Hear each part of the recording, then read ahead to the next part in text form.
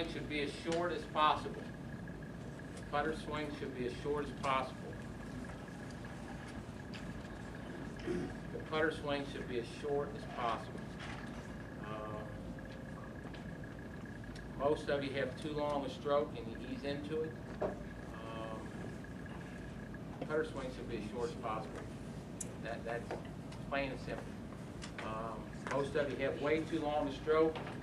Somebody asked me last year at this and said that if we've got a longer putt, do we control the distance of the stroke, the distance of the putt, with the length of the stroke and the speed of the stroke?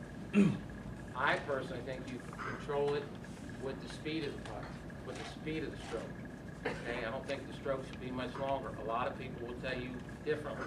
Dave Pels will tell you that even the shortest putt and the longest putt, the stroke should take the same amount of time. Which tells me that longer stroke's going a lot faster. That was kind of the point I was trying to make. Okay? That he tells you that by the time that putter starts to move and it hits the ball, it ought to be the same length as the short putter long putt. And that guy, by the way, has done more research and knows more. If anybody's ever wants to read how to putt, I just gave that to Ashley a couple days ago.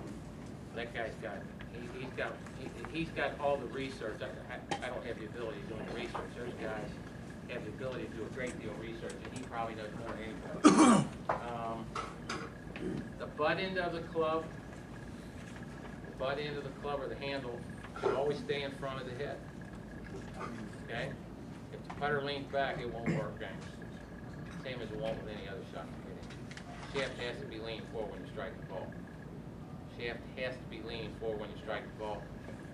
Shaft has to be leaning forward when you strike the ball.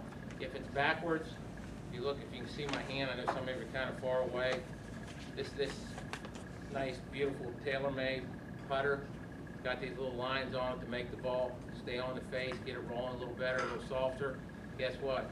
If you let your left wrist break down and the grip or the butt end gets behind the head, you can't even get the ball up on those lines anyway. Wasn't no sense buying them because you can't use them. Because the putter leading edge is coming up, you're hitting it on the bottom.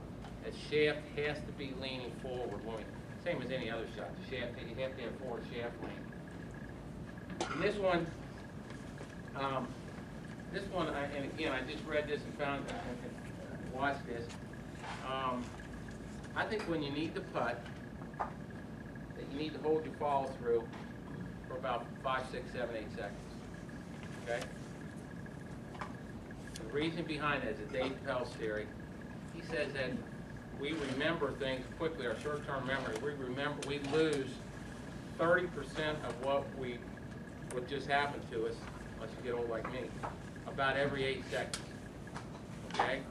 So the only way your mind can make adjustments to what you just did, it's only going to remember for about 8 seconds. So if you sit here and hold this, let the ball stop rolling, your mind subconsciously is going to make corrections so it won't do the same thing over again. You're always trying to help yourself. You see how many people hit it as soon as they're going, they've got bad attitude and they knew they were going to miss before they hit it. When we hit that putt, we all remember Greg Norman was probably the best ever at that. Didn't matter how long the putt he hit. He stood here. You remember the great Jack Nicklaus when he made that putt on 17 and whatever Masters that was. And the big bear would get down behind it, got down behind it with that putter that was about the size of a shoebox. And he hit that thing. He stayed down in there. The ball almost got to the hole. Remember how he came up like this when he made that? And Vern Lundquist yelled, "Yes, sir." But Big Bear got down. He hit that putt, and he stayed there and watched it roll. Stayed down here and watched it roll till one in. And that's got something to do with every 8 seconds you lose about 30, 35% of your short-term memory, which just happened to you. So I think we need to hold that follow through. So when we putt, my idea is to keep this thing as simple as you can.